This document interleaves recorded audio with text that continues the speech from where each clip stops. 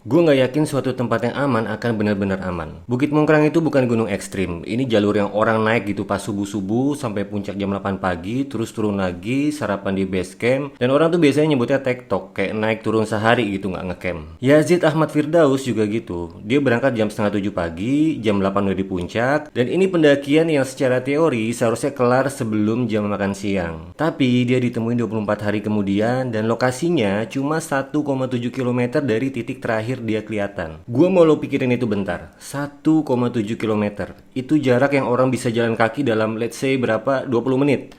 Tapi butuh 24 hari, ratusan personel SAR, drone, anjing pelacak buat nemuin dia di jarak segitu. Dan yang paling bikin ini makin rumit, ternyata Yazid mungkin nggak kesasar begitu aja. Jadi ada kemungkinan dia tuh memang sengaja belok dari jalur yang resmi, dan itu yang mau gue bedah hari ini.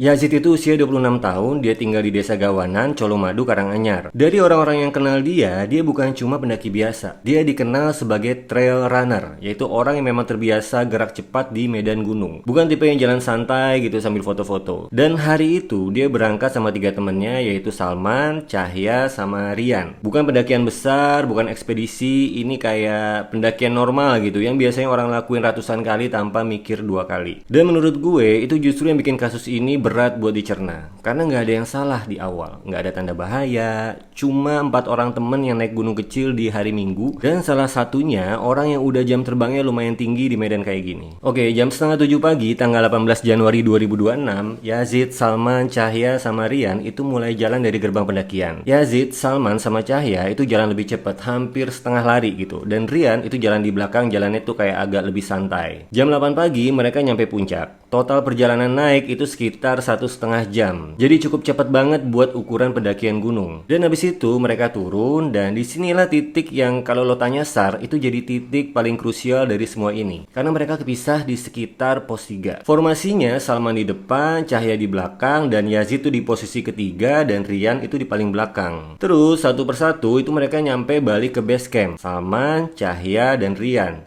Tapi Yazid enggak. Sekitar jam 11.30 teman-temannya sadar dia belum balik. Mereka coba nungguin, dan mereka akhirnya memutuskan untuk cari sendiri, tapi nggak ketemu juga, baru akhirnya mereka memutuskan untuk lapor ke base camp. Dan dari situ operasi pencarian pun tuh dimulai. Pada puncaknya itu sampai 300 personel diturunkan dalam satu hari, dan dari puluhan organisasi yang berbeda, ada TNI, ada Polri, ada Basarnas, ada relawan, sampai ada masyarakat lokal ikut turun tangan. 7 hari pertama sesuai prosedur standar itu diperpanjang 3 hari, lalu diperpanjang lagi 3 hari. Jadi total itu udah 13 hari pencarian intensif. Ada drone, ada anjing pelacak, ada ratusan personel gabungan. Dan menariknya, anjing pelacak tuh sempat konsisten ngarah ke sisi kiri jalur pendakian, bukan jalur resmi yang biasa dilewatin oleh pendaki, tapi hasilnya tetap nihil. Pada 31 Januari, operasinya tuh resmi dihentikan, dan ini bagian yang bikin gue jujur gitu agak merinding, karena salah satu anggota SAR bilang ke media, dia heran gitu, kenapa nggak ada satupun jejak yang ketemu. Padahal ini tuh gunung yang gak asing, jalur yang jelas, dan medan yang udah mereka hafal luar kepala. Oke, ada satu hal soal pencarian ini yang menurut gue penting buat disebut, karena ini fakta yang beneran kejadian, bukan gosip warganet. Jadi di hari ke-6 pencarian, tanggal 23 Januari, itu kepala BPBD Karanganyar sendiri, yaitu Hendro Prayitno, yang jadi juru bicara resmi operasi ini, itu ngonfirmasi ke media kalau misalkan tim pencarian itu ngelibatin 4 orang ahli spiritual. Mereka ngelakuin ritual di pos 2 jalur pendakian, lengkap dengan syarat-syaratnya. Dan ini bukan inisiatif liar dari warga sekitar yang panik.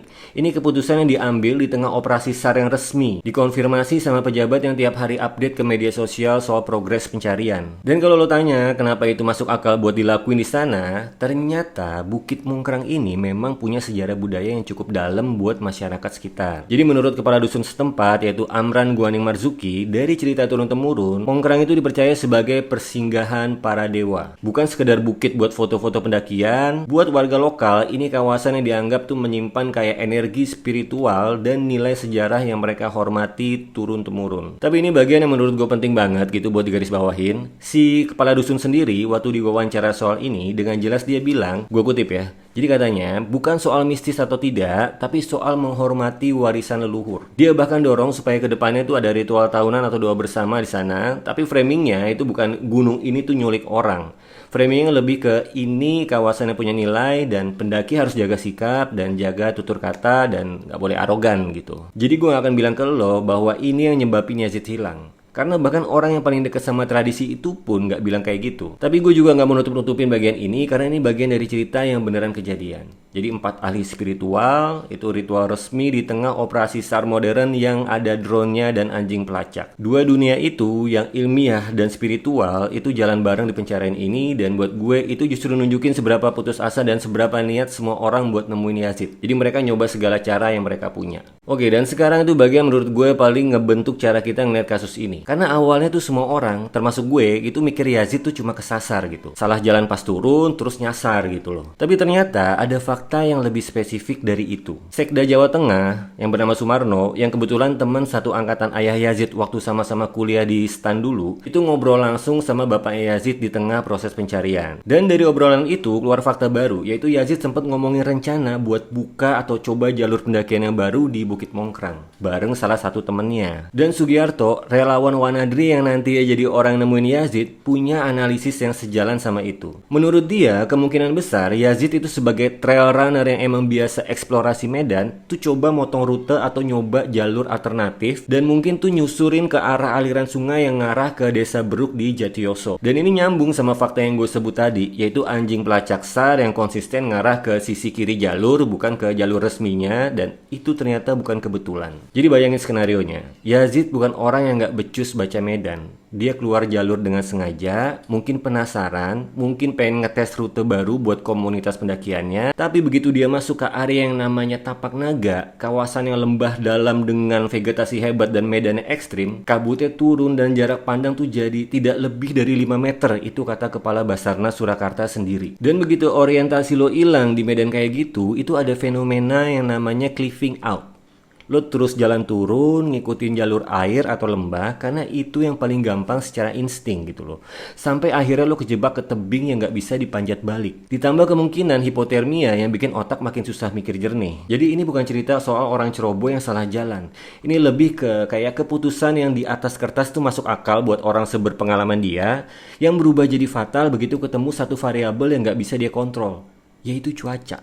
Operasi resmi tuh udah ditutup 31 Januari, tapi ada satu orang yang gak bisa berhenti mikirin Yazid. Namanya Sugiarto, usia 55 tahun, anggota komunitas pendaki Wanadri, orang yang sama yang tadi gue sebut soal analisis jalur baru. Nah, Sugiarto ini tuh ternyata baru aja pulang dari tugas kemanusiaan di lokasi bencana Aceh, dan dia dengar kabar soal Yazid. Yang bukan cuma orangnya yang gak ketemu, tapi bahkan perlengkapan pendakiannya pun gak ada satupun yang ditemuin selama 13 hari pencarian resmi. Itu yang bikin dia gelisah. Jadi disitu dia berinisiatif gabung, bukan karena ditugasin, bukan karena ada yang minta. Dia dan tim Wana dari Bandung tuh mulai nyisir mandiri tanggal 7 Februari, seminggu setelah operasi resmi ditutup. Di saat sebagian besar orang udah mulai kehilangan harapan. 3 hari gitu mereka nyisir, dan pas tanggal 10 Februari pagi, sekitar jam setengah 9-an, tim mereka nemuin sebuah botol kosong. Terus nggak jauh dari situ, di kawasan Tapak Naga yang mengarah ke Bukit Mitis, mereka akhirnya menemukan Yazid. Gue gak akan gambarin detail kondisinya di sini, itu bukan hal yang perlu dijadiin konten. Yang penting buat lo tahu, identitasnya tuh dipastikan dari kecocokan pakaian, dan keluarga meyakinkan itu memang dia. Dan ini bagian yang mungkin bikin sebagian dari lo pengen jawaban yang lebih jelas. Tapi gue nggak bisa kasih itu karena memang nggak ada gitu loh. Karena polisi bilang penyebab kematian itu belum bisa dipastikan waktu itu. Apakah murni kecelakaan pendakian atau ada faktor lain. Tapi keluarga Yazid memilih untuk nggak melakukan otopsi. Cuma pemeriksaan luar aja, dan setelah itu jenazah langsung dikembaliin ke keluarga buat dimakamkan. Gue paham banget kenapa keluarga milih itu. Jadi setelah 24 hari nunggu, mereka tuh butuh nutup babak ini. Bukan buka babak baru yang lebih berat. Itu keputusan yang valid dan bukan hak kita buat ngejudge itu. Tapi itu juga berarti secara resmi kita nggak akan pernah tahu 100% apa yang sebenarnya kejadian di 24 hari itu. Yang kita punya cuma rangkaian teori yang paling masuk akal, yaitu keputusan buat eksplorasi jalur baru, disorientasi, hipotermia, medan yang ganas, ditambah satu lapisan lagi yang gak semua orang mau ngomongin secara terbuka, yaitu mistis gitu, dan satu orang asing yang gak rela cerita ini berakhir tanpa jawaban. Yang bikin gue terus mikirin kasus ini bukan soal apa yang sebenarnya kejadian.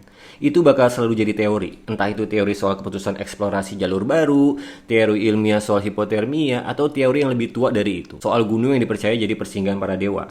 Yang bikin gue mikir itu soal seberapa tipis sih, tipis batas antara keputusan yang masuk akal sama tragedi. Yazid itu bukan orang yang ceroboh. Dia trail runner, dia paham medan. Dia cuma ambil satu keputusan buat nyoba jalur baru di hari yang cuacanya berubah lebih cepat dari siapapun yang bisa prediksi. Di awal video ini gue bilang, gue gak yakin suatu tempat yang aman itu benar-benar aman. Dan gue pikir sekarang lo udah ngerti kenapa gue bilang gitu. Bukit Mongkrang itu gak masuk daftar gunung yang berbahaya manapun gitu loh. Jalurnya tuh jelas, waktu tempuhnya singkat. Ini gunung yang ratusan orang naikin tiap minggu tanpa masalah. Tapi buat satu orang di satu hari dengan satu keputusan buat keluar dari jalur yang udah dikenal, gunung yang sama itu jadi tempat yang gak pernah dia tinggalin lagi selama 24 hari. Kita hidup di era dimana TikTok jadi tren. Naik gunung secepat mungkin, turun secepat mungkin, minim persiapan karena kan cuma sebentar gitu ya. Dan mungkin ini bukan salah siapa-siapa, tapi mungkin ini pengingat kalau aman itu bukan sifat tetap dari sebuah tempat. Dan pengalaman pun bukan jaminan. Itu semua bisa jadi berubah dalam hitungan menit. Karena kabut, karena satu keputusan yang di kepala lo waktu itu kelihatannya sepenuhnya masuk akal. Yazid berangkat jam 6:30 pagi buat pendakian yang harusnya kelar sebelum makan siang. 24 hari kemudian dia pulang ke rumah dengan cara yang gak pernah dibayangin siapapun. Karena ada satu orang asing yang gak rela berhenti nyari. Kalau lo pendaki atau punya orang terdekat yang suka naik gunung, gue cuma mau nanya satu hal ke lo. Seberapa yakin lo kalau lo ambil satu keputusan kecil yang kelihatannya masuk akal di gunung, lo bakal tetap nemuin jalan balik? Gue gak punya jawabannya, dan Yazid juga mungkin gak nyangka dia butuh jawaban itu hari itu. Gue Hani, ini Ruang Hani, sampai ketemu di cerita berikutnya.